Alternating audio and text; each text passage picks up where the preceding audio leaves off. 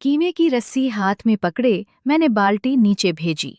पानी की आवाज गहरी से आ रही थी। अचानक किसी ने रस्सी संभाल ली। मैंने मुड़कर देखा। गांव वाले पड़ोसी खड़े थे। सर पर पगड़ी, हाथ मजबूत, आंखों में मानूस सी हल्की सी मुस्कुराहट। भारी लग रही है, मैं खींच लेता हूं। मैंने रस्सी छोड़ दी। उसके हाथ मेरे हाथ के बिल्कुल करीब आ गए। उसका नाम यूसुफ था। हमारे घर के बिल्कुल सामने वाले घर में रहता था। बचपन से देखा था, अब जवान हो गया था। कुएं पर अक्सर मिल जाते थे। पहले सिर्फ पानी भरकर चले जाते। उस मौसम में कुछ बदल गया था। नजरें ज्यादा देर तक ठहरते, हाथ छू जाए तो जल्दी नहीं हटते। आज शाम का वक्त था। ज्यादातर औरतें जा चुकी थीं। कुआं खामोश पड़ा था। यूसुफ ने बाल्टी बाहर निकाली और मेरे मटके में पानी डालने लगा।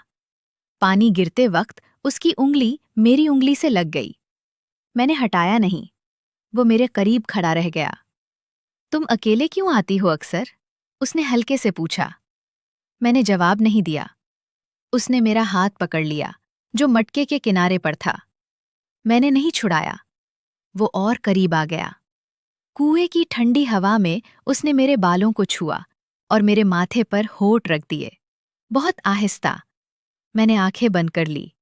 पानी की ठंडक और उसकी गर्मी एक साथ महसूस हुई। कुएं के गिर्द ऊंची दीवारों ने हमें छुपा रखा था। हमने एक दूसरे को महसूस किया। पत्थरों की ठंडक, पानी की नमी और जिस्म की गर्मी सब मिल गए। सांस तेज हो गई। हमने एक दूसरे को शाम की खामोशी में कबूल कर लिया।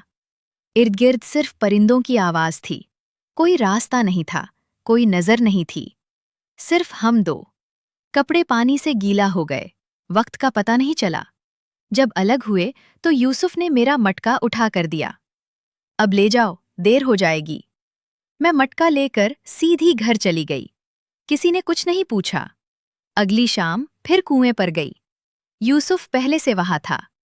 उस बार बाल्टी की रस्सी नहीं खींची गई। हम दीवार के पीछे छुपकर एक दूसरे के करीब आ गए। पानी की ठंडक जिस्म पर रह गई। सांस भारी हो गई। हमने एक दूसरे को उस शिद्दत से महसूस किया कि लगता था कुआं भी हमारी सांस सुन रहा है। कई शामें ऐसी गुजरें, कभी पानी के बहाने, कभी मटका भूल जाने के। हर बार कुएं की दीवार हमारे गिर्द किला बन जाती। कभी सिर्फ लम्स, कभी बोसा, कभी मुकम्मल तौर पर एक दूसरे के करीब हो जाना। मैं जानती थी ये पड़ोसी है, गांव भरा पड़ा है, मगर कुएं की गहरी खामोशी ने सब रोक दिया। एक दिन यूसुफ ने बताया कि उसके घर वाले उसे शहर भेज रहे हैं, काम। मैंने सिर्फ रस्सी पकड़े रखी। आखिरी शाम कुएं पर हमने आखिरी बार एक दूसरे को महसूस किया। शिद्दत ज्यादा थी, पानी जिस्म से चिमट गया। जब अलग हुए तो यूसुफ ने मेरा हाथ मजबूती से पकड़ा और छोड़ दिया। खुदा हाफिज। मैंने मटका उठाया और बगैर मुड़े घर की तरफ चल दी। अगली शाम कुआं खाली था। अब शहर आ गई हूं। कुएं की रस्सी दूर रह गई। कभी कभार रात को लेटी हुई पानी की आवाज याद आ जाती है। उसका हाथ, पगड़ी की खुशबू, जिस्म की गर्मी। मैंने कभी किसी से नहीं कहा। यह किस्सा अब मेरे अंदर एक खुश्क कुएं की तरह पड़ा है। न कभी रस्सी पहुंचती है, न कभी बाल्टी भरती है। कुएं पर गांव वाले पड़ोसी के साथ वो शामें सिर्फ मेरी अपनी गहराई में दफन हैं।